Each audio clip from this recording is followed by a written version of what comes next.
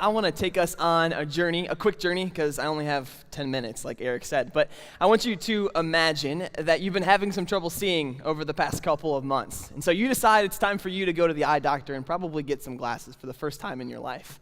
And so you walk into the eye doctor's office. You start to explain to him some of the troubles that you've had seeing over the past couple of months.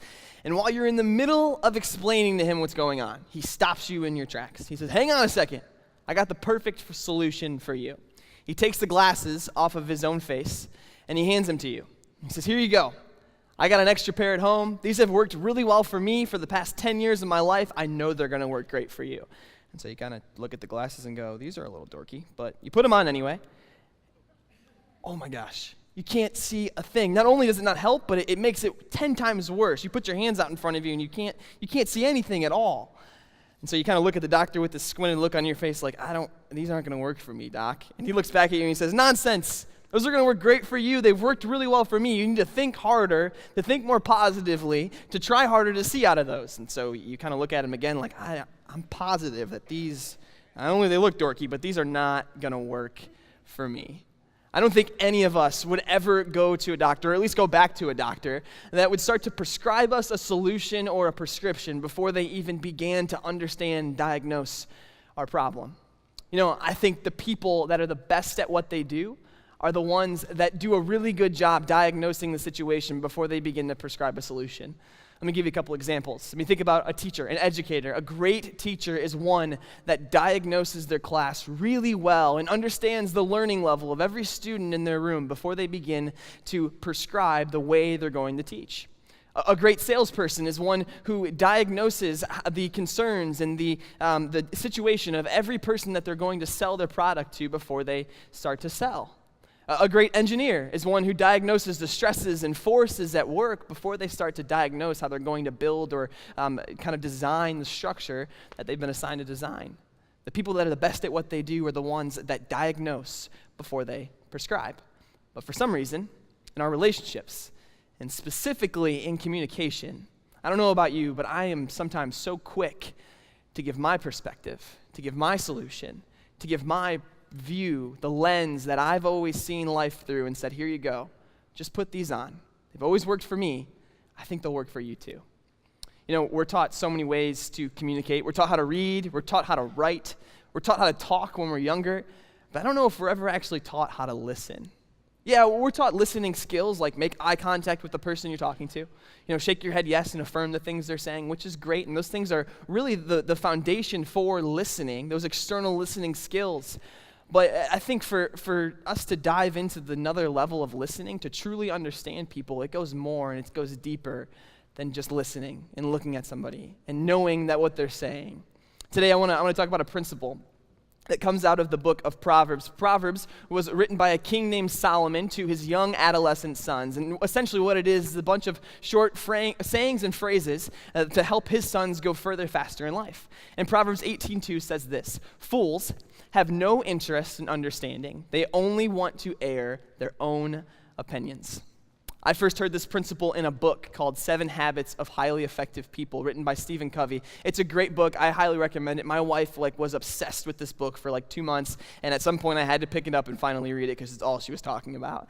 And this principle, the way he puts it, is this: seek first to understand and then to be understood. And so for today, that's going to be our big idea, just the first part of that. You can go ahead and write this down if you're taking notes. If you're not taking notes, you can write this down too. Seek first to understand. Seek first to understand. There's 2 parts of that. There's the seek first, and then there's to understand. So let's talk about the first part. Seek first. It's the first thing we do. It's not the second or third thing we do after we give our 2 cents. It's the first thing we do. When our husband or wife is upset for some certain reason, we seek first to understand. It's the first thing we do when our friends come to us with something going on in their life and they want to process something out. We seek first to understand. It's the first thing we do when we're at work and we have a disagreement with a coworker about who's better, LeBron or Michael Jordan. Even though we know it's LeBron, the first thing we do is we seek first to understand. You're not getting away from the LeBron-Michael debate with me, guys. It's just constantly happening all the time. Seek first to understand. The second part of that is to understand. This part, I think, is a little tricky for some of us because when we hear the word understand, it starts to bring a lot of misconceptions that I think a lot of us have about the word understand. Some of you may be sitting here right now and thinking, well, in order for me to understand the person I'm talking to, I just have to listen to them while they dominate the conversation the whole time. And I don't talk at all. That's understanding, right? I don't think that's what understanding is. Another misconception is that in order to understand, I have to never be understood myself. I don't think that's true either. Another misconception, of understanding, I think for a lot of us, is that in order to understand, I have to agree with you. I have to put aside my convictions, my beliefs, the things that I have always found to be true. In order to understand you, I can't believe those things anymore. I have to just agree with everything that you're saying. And I don't think that's true either. In fact, for today, I want to define understanding as this: empathetic listening. Say it again. Understanding is empathetic listening. I love the word empathy. I think a lot of us maybe get that word empathy confused with sympathy. The sympathy on one side, sympathy is looking at somebody and saying, I understand what you're saying, but I feel bad for you. I feel sorry for you. I'm sad that you're in the situation you're in. I'm sad that you did what you did. I feel bad for your circumstance or why you believe those certain things. Sympathy is feeling bad. Empathy, on the other hand, empathy says, I understand you, but I not only understand you, I feel what you're feeling. And that's where it gets tough. That's where understanding and listening goes to a whole new level, is because it's no longer, I understand the words you're saying, it's, I feel what you're feeling.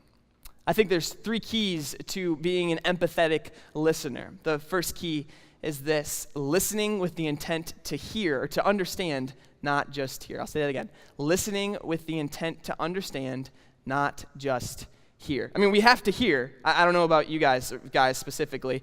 Sometimes when my wife is talking to me and I'm like playing Fortnite or watching the Cavs game, and she starts talking to me and you kind of give the, yes, honey, but you don't hear a word she's saying, and then 10 minutes later you realize, did I just commit to like watching The Bachelor for the next month and doing dishes? How did this happen? Well, you weren't listening. So there is a part of that you actually have to hear the words that the person is talking to you is saying. But there's also a part of it where in order to understand, we have to seek to understand them, not just hear the words they're saying. One of the things that Ben says often from stage is to ask why 5 times. I love that. What better way is there to truly understand how someone got to where they were, why they think the way they think, the reason they acted the way they acted, than asking why 5 times. What a great practice. I had another friend say to me that when she's talking to somebody, one of the things she asks herself is, am I listening with the intent to respond, or am I listening with the intent to learn? When you listen with the intent to learn, there's something else going on there that I really want to feel what you're feeling. The second key to being an empathetic listener is listening with your ears, your eyes, and your heart.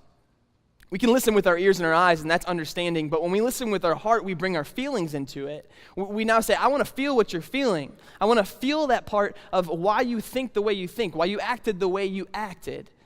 We bring our heart into things. You can't fake that. That's a whole different level of understanding. The third key to empathetic listening is listening with the intent to have a deep emotional connection with another person. You know, when we put our heart into things, when we seek to understand and not just hear, there's something that happens between 2 people. Maybe some of you are struggling because you're just not connecting with your husband or with your wife. Maybe you're struggling because you feel like there's this chasm and gap between you and your kids, and there's something going on there, and I can't figure it out. Man, I would challenge you to seek first to understand.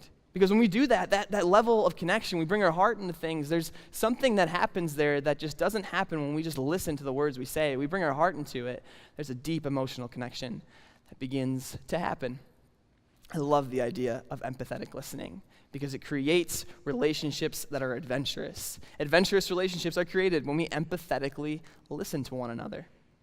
I've been married for coming up on a year in July. My wife and I are just kind of cruising through marriage. We're making this thing happen, right? It's easy, right? Yeah? No, it's not that easy. You know, I would love to stand up here and say that I am great at being an empathetic listener, that I listen to understand, that I ask why 5 times all the time, and I'm really good at it. It's not the case. Sometimes I'm really, really bad at it because it's hard. It's hard to step out of yourself and to humble yourself and to take what you've always seen to be true, even in the moment when you're arguing and you're fighting and something happened to where she feels a certain way or he feels a certain way, and you say, no, just put these on because here's the way I saw it. It's hard to do. It's tough.